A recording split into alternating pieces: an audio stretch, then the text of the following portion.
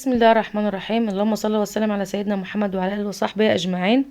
دير ستودنتس بريب 3، ان شاء الله الفيديو بتاعنا النهارده مع حل اول محافظه من كتاب المعاصر ساينس بريب 3.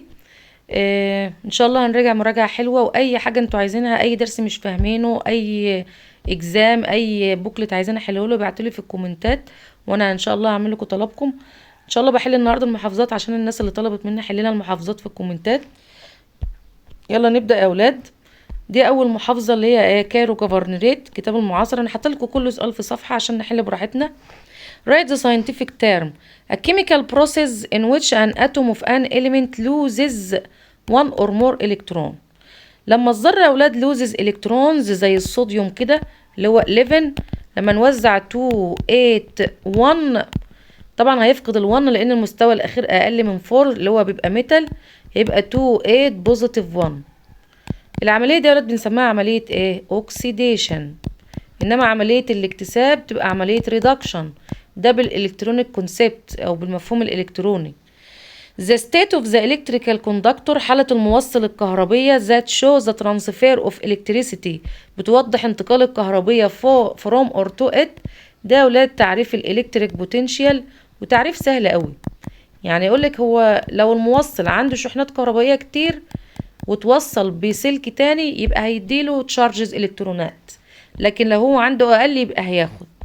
ذا تريتس الصفات ذات كان بي ترانزميتد اللي ينفع تتنقل from one generation to another من جيل لتاني، دي اللي هي يا ولاد الصفات الهيريديتي تريتس او الصفات الوراثيه.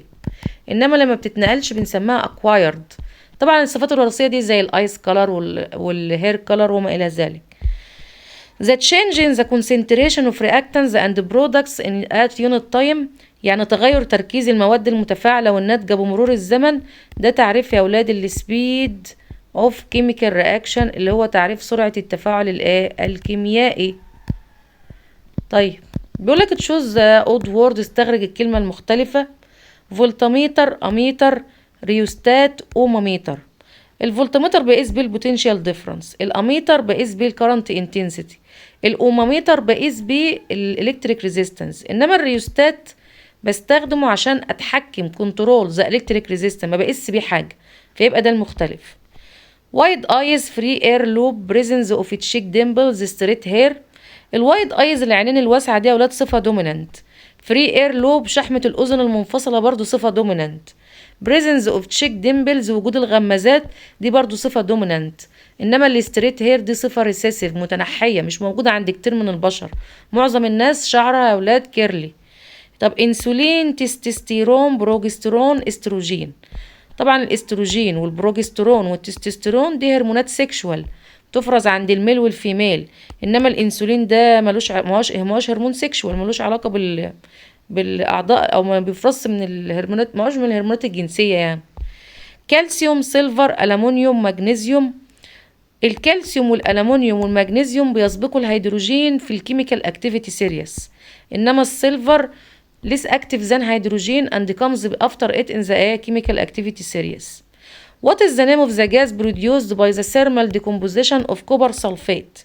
انا عايز اعرف، بيقولك ايه اسم الغاز اللي بيتصاعد عند تسخين او تفكك الكوبر سلفيت. الكوبر سلفيت يا ولاد اللي هو CuSO4، طبعا لونه بلو.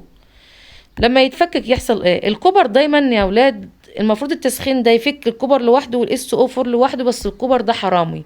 يعني ايه حرامي؟ يعني لما يتفكك ما يرضاش يخرج لوحده ابدا، لازم يسرق من جنبه ذرة اكسجين من المركب اللي جنبه، فبيخرج على هيئة CuO، ويتبقى لنا هنا 3 ذرات اكسجين تخرج على هيئة SO3.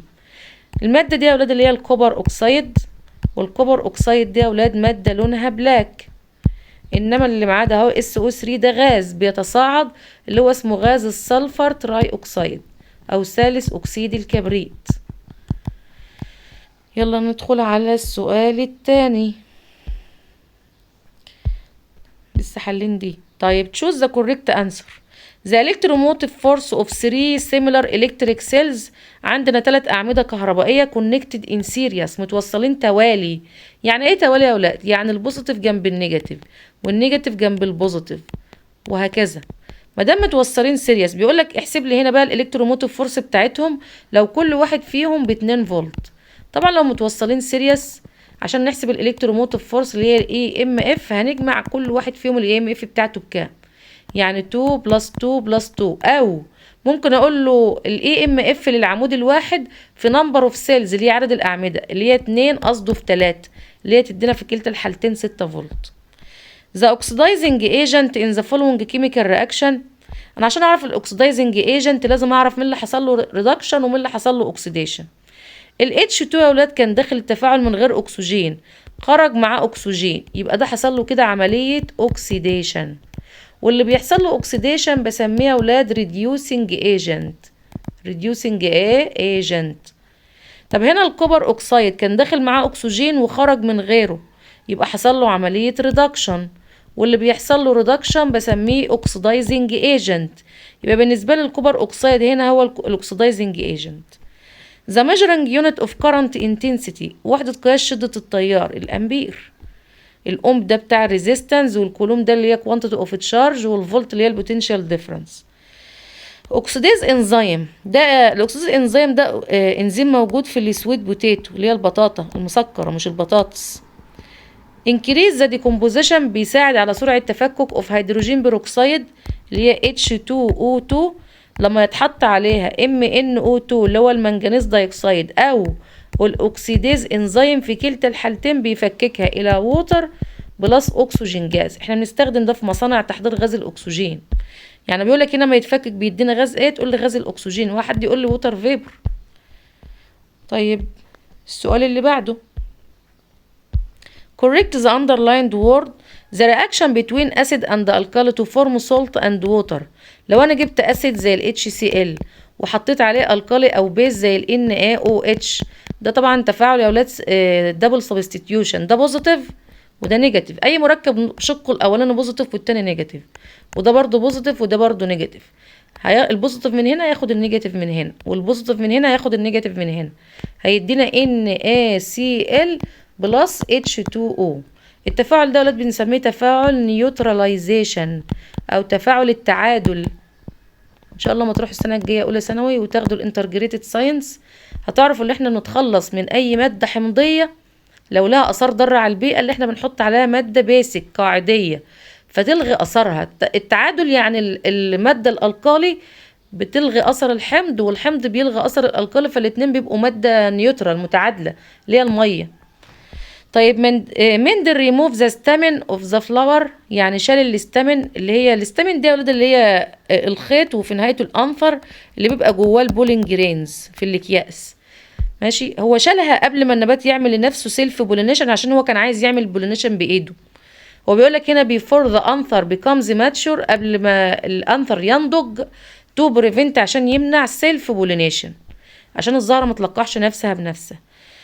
direct current is produced from electric generator as dynamo. طبعا ده اولاد اللي هو الالترنيتنج، ما هو احنا ما عندناش انواع التيار الكهربي غير دايركت والترنيتنج، ما كانش عيد يبقى ابو زيد يعني. genetic factors العوامل الوراثيه is duplicated بتتضاعف when gametes are formed. لا يا اولاد هي segregated يعني بتنعزل، يعني العوامل الوراثيه بتبعد عن بعض. يعني لو انا عندي الاب صفته تي كابيتال صفه جسديه هيورث لابنه الصفه عن طريق الجاميتس، فاثناء تكوين الجاميتس سبحان الله الجينيتك فاكتور دي بتبعد عن بعض وكل واحد بيروح في جاميت لوحده، وعشان كده كان مسمى القانون الاول لو اوف سيجريجيشن اوف هيريديتي فاكتورز، قانون انعزال العوامل الوراثيه. بيقول لك give reason the pituitary gland اللي هي الغده النخاميه is called the master gland، بيسموها الغده الرئيسيه لان هي بتفرز هرمونات بتقدر من خلالها تتحكم في عمل كل الغدد التانية. اقول له ان هو because it secrete hormones، بتفرز ايه hormones، بتفرز ايه hormones that control، بتتحكم من خلالها all other glands في كل الغدد التانية. طيب بيقول لك mention the name refers to a gas produced from reaction of zinc with dilute hydrochloric acid. ايه الغاز اللي بينتج من تفاعل الزنك مع الهيدروكلوريك اسيد؟ هيدينا زد NCl2 بلس H2. الغاز المتصاعد هنا هو غاز الهيدروجين، يبقى الإجابة هنا الهيدروجين. جلاند سكريت هرمون ذات ديكريز ذا ليفل اوف بلاد شوجر، يعني غده بتفرز هرمون بيقلل مستوى السكر في الدم. طبعا اللي بيقلل مستوى السكر في الدم هو الانسولين، والغده اللي بتفرزه هي غده البنكرياس. طيب a device used to measure electric resistance، جهاز بيستخدم لقياس الالكتريك ريزيستنس اللي هو المقاومه الكهربيه، اللي هو جهاز الاوماميتر. وخلي بالك لو قال لك كنترول ذا الكتريك ريزيستنس هتقول سلايدنج ريوستات.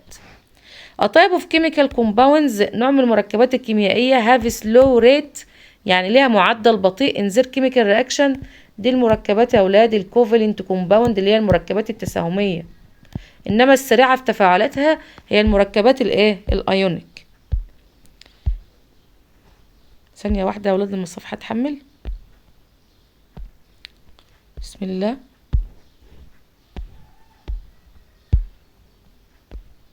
هي الصفحه الجايه دي انا ايه اهي فتحتها. بيقولك choose from column B what suits in column A. substance which changes the rate of chemical reaction without being changes، يعني مادة تغير من سرعة التفاعل الكيميائي دون أن تتغير. ده يا أولاد الكاتاليست اللي هي بي أو العامل الحفاز. DNA parts، أجزاء من الدي ان ايه present on the chromosomes، دي اللي هي الجينز اللي هي الجينات. احنا خدنا دي وخدنا دي. طيب breaking up of bonds، تكسير الروابط in reactant molecules and formation of new bonds in product molecule، ده تعريف الكيميكال رياكشن، أول تعريف في المنهج. that charges، الشحنات which transmitted، بتتنقل by current، بتيار with 1 ampere intensity in 1 second، ده تعريف يا أولاد الكولوم اللي هي كمية الكهربية اللي هي ايه. بيقولك calculate the work done، احسب الشغل المبذول، عايز ال W to transfer an electric charge of 100 coulomb، عندي هنا Q ب 100 كولوم across a section of conductor with potential different، عندي هنا ال V ب 220 فولت. ماشي. طيب هي ال V يا أولاد مش احنا أخدنا إن ال V equal W over Q؟ ماشي، يبقى ال W هتساوي V times Q. ماشي، أعطاني ال V وأعطاني ال Q، يعني هضرب يا دوب 100 times 220، هحط التلات أصفار هنا اهو وال22 اهي، والورك بوحدة الجول، وبس كده اتحلت بمنتهى السهولة. complete the following that rate، الصفة ذات completely disappear، بتختفي تماما from the all individuals، من كل أفراد الفيرست جنريشن في المندل اكسبيرمنت. دي الصفة يا ولاد الريسيسيف اللي هي زي صفة الأزهار البيضاء كده، اللي هي الصفة المتنحية. طيب the reactions of ionic compounds are fast، تفاعل المركبات الأيونية سريع. ليه بقى؟ because they decomposes، بتتفكك into ions، انما المركبات التساهميه بطيئه لان هي بتتفكك into molecules، لجزيئات. طيب نمبر 3 the electric current، التيار الكهربي produced by electrochemical cells، اللي بينتج من الخلايا الالكتروكيميكال، ده بنسميه direct current. الالكتروكيميكال سيل يا اولاد اللي هي زي الباتري يعني. طيب double substitution reaction between salt solution are accompanied by formation of precipitate، يعني أي تفاعل كيميائي بين ملح وملح دايما بيكون في الآخر رواسب. ماشي كده يا ولاد، يبقى خلصنا الموديل 1. لايك وشير يا حبايبي الفيديو، وشجعوني كده عشان أكمل لكم إن شاء الله بقية المحافظات. السلام عليكم ورحمة الله وبركاته.